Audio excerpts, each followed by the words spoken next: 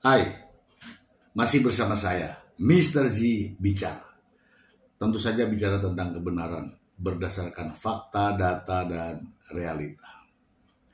Teman-teman, kehadiran Paula Verhoeven di Pengadilan Agama Jakarta Selatan ramai diperbincangkan di berbagai media. Ya, ini ya setelah sekian lama Paula Verhoeven tidak hadir di pengadilan, akhirnya Paula Verhoeven hadir. Dan kehadirannya, tahu nggak? Kehadirannya sangat percaya diri dengan wajah yang ceria, ya, wajah yang ceria. Supaya tidak menjadi fitnah teman-teman, saya ingin membacakan satu buah berita dan langsung kita bahas ya. Kali ini datang dari Detik Hot. Saksi Paula Verhoeven bantah dalil Baim Wong soal trauma. Keren ya. Jadi trauma itu. Oke, kita bacakan dulu ya. Jakarta, Paula Verhoeven menghadirkan 2 orang saksi dalam sidang cerai pada Rabu 19 Februari 2025. Kuasa hukum Paula Verhoeven, Alfon Kurnia Palma, menyebut ada bantahan terkait dalil yang disampaikan oleh Baim Wong perihal trauma anak. 2 saksi yang Paula Verhoeven hadirkan memberikan pandangan soal pernyataan yang dikeluarkan oleh pihak Baim Wong. 2 saksi itu yang membantah yang paling mendasar sekali itu terkait dengan anak itu trauma. Apakah memang benar trauma atau tidak? Biarlah orang itu yang menceritakan sendiri. Esensinya, kita mau ceritain karena ini mempertimbangkan dari tumbuh kembang anak. Kata Alfon Kurnia Palma di Pengadilan Agama Jakarta Selatan. Maaf ya. Pihak Paula berharap masalah soal anak tak menjadi perbincangan di publik. Seharusnya masalah itu jadi pembahasan di meja sidang. Pihak Paula juga yakin tumbuh kembang anak-anak harus jadi perhatian.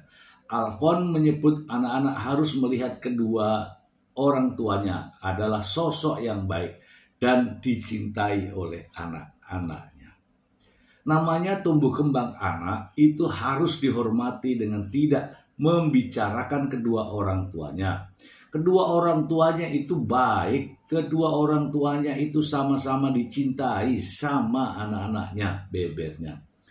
Kami ingin meminta kepada hakim, itu satu hal bahwa bukti-bukti di persidangan itulah yang akan dipertimbangkan. Bukanlah bukti-bukti yang di dalam pemberitaan itu kira-kira ya teman-teman ya dari kami katanya. Pengacara Paula Verhoeven menegaskan 2 saksi yang mereka ajukan bisa membantahkan apa yang disampaikan oleh pihak Baim Wong soal trauma anak kepada ibunya. Pada esensinya adalah saksi kami pada saat ini ingin membantah dari apa yang telah mereka dalilkan. Kami tidak terlalu banyak, tapi itu validitas dari orang yang menyampaikan dan bukti yang akan kita sampaikan. Sebelumnya, pengacara Baim Wong Fahmi Bahmid membuka cerita soal anak Baim yang meminta pulang saat diantar ke tempat Paula Verhoeven.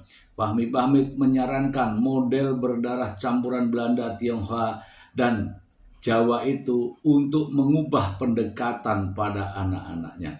Anak itu jangan dipaksa-paksa. Kalau dia tidak mau, bagaimana sih mencoba untuk merayu anak? Anak ini secara aktif biar anak ini tidak trauma.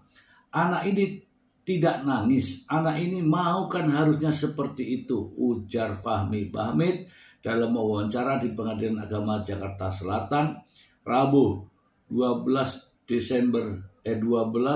Februari 2025. Oke. Langsung kita bahas saja.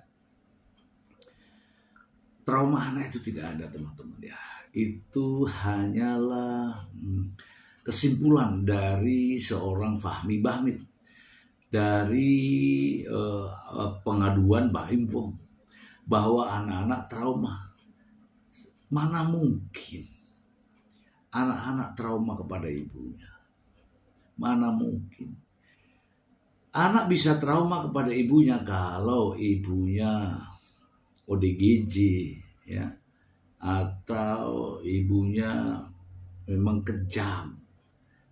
Apakah ada dari sisi Paula seperti itu? Tidak ada. Ini semacam mengada-ngada, ya, mengada-ngada. Oke lah, katakanlah ada keterangan dari ahli. Itu ahli siapa?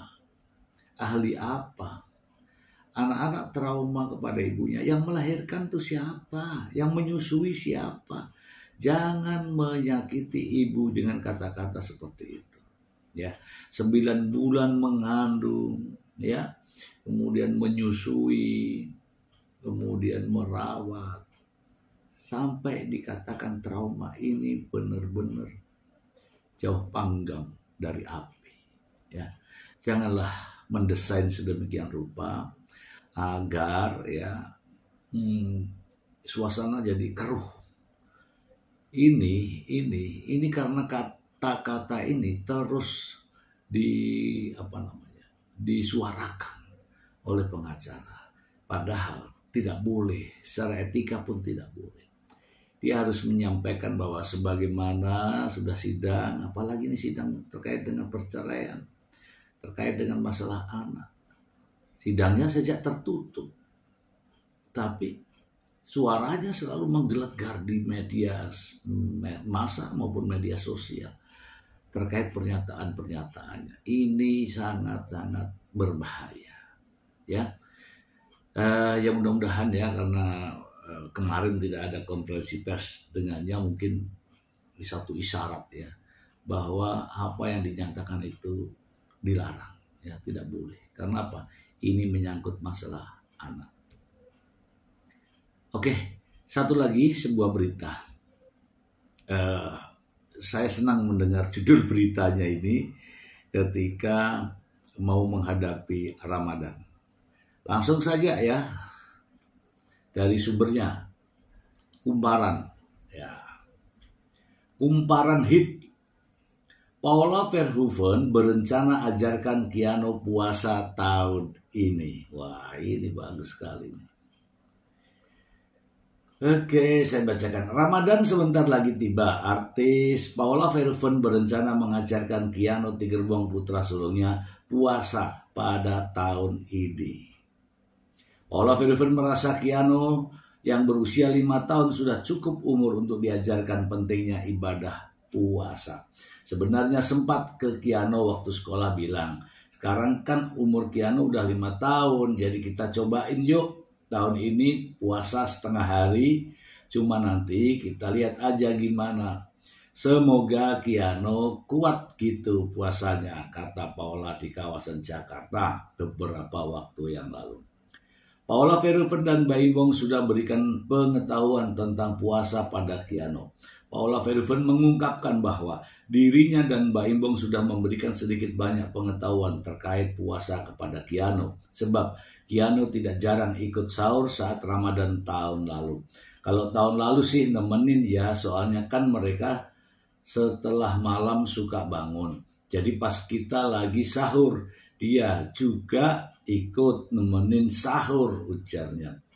Jadi sedikit dia tahu kalau puasa itu apa, tapi coba mungkin kita sebagai orang tua kan kita harus memberikan pemahaman ke mereka. Mengajarkan pentingnya ibadah puasa kepada Keanu menurut Paula memang sudah menjadi keinginannya sebagai ibu, sebagai orang tua. Tak hanya puasa, Paula telah mengajarkan kedua anaknya, Keanu dan Kenzo, ajaran terkait agama Islam sejak masih kecil, mulai dari sholat hingga surat pendek di Al-Quran. Belum mengerti sih, tapi sekarang mereka lagi belajar sholat. Kemarin sama aku belajar Al-Fatihah, terus sudah gitu surat-surat pendek. Sekarang belajar wudhu, sholat, ya.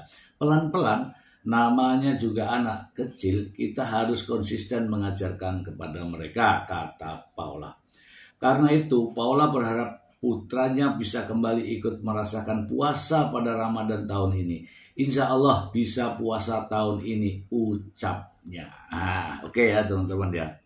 Kalau teman-teman membaca secara biasa informasi ini atau berita ini, tentu tidak ada yang tersirat. Yang ada hanyalah tersurat di dalam berita ini. Tetapi yang tersirat adalah Keanu akan berpuasa gitu ya, akan berpuasa bersama Paula Verhoeven. Kalau menurut pendapat saya, ini Paula sudah yakin seyakin-yakinnya bahwa putusan hakim insya Allah ya akan diputuskan tidak lama lagi. Hak asuh anak akan jatuh kepada ibunya. Dan inilah yang tersirat bahwa Paula Verhoeven akan mengajarkan Keanu sebagai anak pertama yang usianya 5 tahun, ya mungkin perlu diajari untuk berpuasa. Dan apabila itu terjadi, maka puasa Keanu akan bersama-sama dengan Paula Verhoeven. Kenapa? Karena hakim akan memutuskan bahwa hak asuh anak akan jatuh kepada ibunya.